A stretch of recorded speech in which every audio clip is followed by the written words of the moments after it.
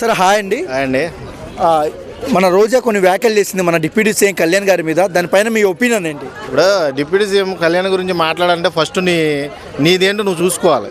First నువ్వు మాట తీరు, నీ వేషధారణ ఇవన్నీ కూడా ఇంకా మారలేదు. వైసీపీ ఓడిపోవడానికి ఏకైక కారణం ఎవరో తెలుసా? నువ్వే. నీకు ఆ విషయం తెలియట్లేదు.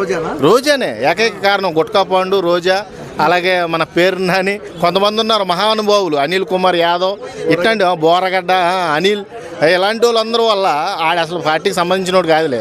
ఏదో నోరు ఉంది కదా అని నోటుకొచ్చినట్టు వాగి వాళ్ళు జైలు పోలయ్యాడు బోరగడ్డ అనే వ్యక్తి. అది అసలు సంబంధమే లేదు. ఈరోజు వైసీపీకి నన్ను కాపాడద్దు అనుకున్నాడు కానీ మొత్తం అందరూ కూడా అడ్డం తిరిగిపోయారు.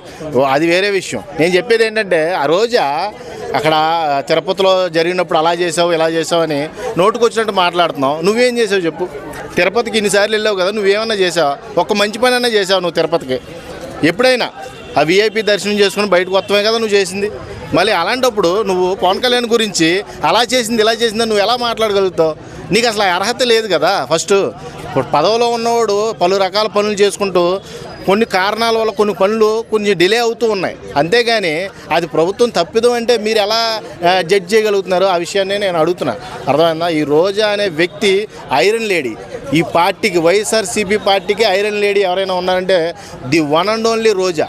ఈ రోజాని ముందు పార్టీలో తీసేస్తే మళ్ళీ పార్టీ ఊపందుకునే అవకాశం ఉంటుంది. లేకపోతే అదే భూస్థాపం అయిపోద్ది, అదే పతనం మళ్ళీ చూడవలసి వస్తుంది. అంటే చిన్న చిన్న పల్లెటూరులో కూడా మన డిప్యూటీ సీఎం కళ్యాణ్ గారు రోడ్స్ వేపిస్తున్నారు.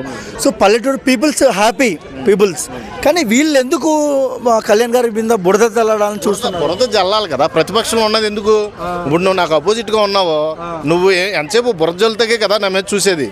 ప్రతిపక్షం అనేది బురద చల్లాలి, కానీ పద్ధతిగా చల్లాలి. ఎలా అంటే కొన్ని పనులు చేయట్లేదు, మీరు హామీలు ఇచ్చారు, ఎందుకు నెరవేర్చట్లేదు అడగండి, క్వశ్చన్ చేయండి. ప్రతిపక్షం చేయవలసిన పని ఏంటంటే క్వశ్చనింగ్. అంతేగాని ఆ చెత్త అక్కడ ఉండిపోయింది, ఈ చెత్త ఎక్కడ ఉండిపోయింది అంటే మీరున్నప్పుడు కూడా అవి ఎక్కడే ఉన్నాయి, అవి ఏం మారలేదు. కాబట్టి మీరేదన్నా బాగు చేసేసి ఈరోజు ఇలా బాగు చేయట్లేదు అని చూపించాలి. మేము ఉన్నప్పుడు ఇలా ఉంది ఈ ఏరియా, ఇప్పుడు ఈ ఏరియా ఇలా అయిపోయింది అని చూపించగలిగితే అది చాలా మంచిది అవుద్ది. ప్రభుత్వానికి కూడా సరి చేసుకోవడానికి, తప్పులు సరి చేసుకోవడానికి మంచి మార్గం అవుద్ది. అంతేగాని ఏ కారణం దొరక్క నోటుకొచ్చినట్టు మాట్లాడేసి, నోటుకొచ్చినట్టు చిందులు తొక్కేసి ఆ కుర్రోడిని కూడా, ఎక్కడో సింగపూర్లో చదివే కుర్రోడిని కూడా, చిన్న పిల్లోడిని, సానుభూతి కూడా లేదు నీకు, అసలు జాలి దయ అనేదే లేదు నీ ముఖానికి. ఆ కుర్రోడిని కూడా దీంట్లోకి లాగి తిడుతున్నావంటే, మరీ దారుణంగా మాట్లాడుతున్నారంటే మీరు ఎంత అవివేకులో నాకు ఇప్పుడు అర్థమవుతుంది. మీకు కరెక్ట్గా మీకు ఈ 11 రావడానికే ఏకైక కారణం మీరే.